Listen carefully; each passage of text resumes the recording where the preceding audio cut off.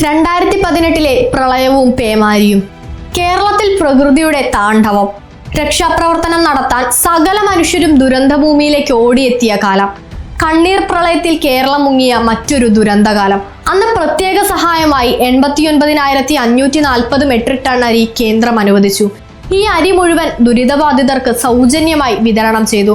ഒക്കെ കഴിഞ്ഞാണ് കേന്ദ്രത്തിന്റെ തനിനിറം പുറത്തു വരുന്നത്. അരിയുടെ വില നൽകണമെന്ന് മോദി സർക്കാർ കേരളത്തോട് ആവശ്യപ്പെട്ടു. ചോദിച്ചത് 201.85 കോടി രൂപ. രക്ഷാപ്രവർത്തനത്തിനെത്തിയ ഹെലികോപ്റ്ററിന്റെ വാടക 33.79 കോടി. വ്യോമസേനയുടെ വിമാനങ്ങൾ ഉപയോഗിച്ചതിന് 25 കോടി.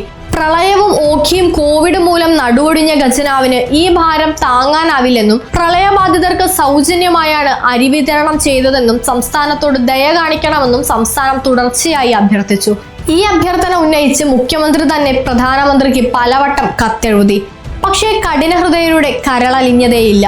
പണമടച്ചില്ലെങ്കിൽ കേന്ദ്ര ഭക്ഷ്യ സബ്സിഡിയിൽ നിന്നും തിരിച്ചുപിടിക്കുമെന്ന് കേന്ദ്രമന്ത്രി പീയൂഷ് ഗോയൽ അന്ത്യശാസനം മുഴക്കിയതോടെ മുഴുവൻ തുകയും കേരളം നൽകേണ്ടി വന്നു.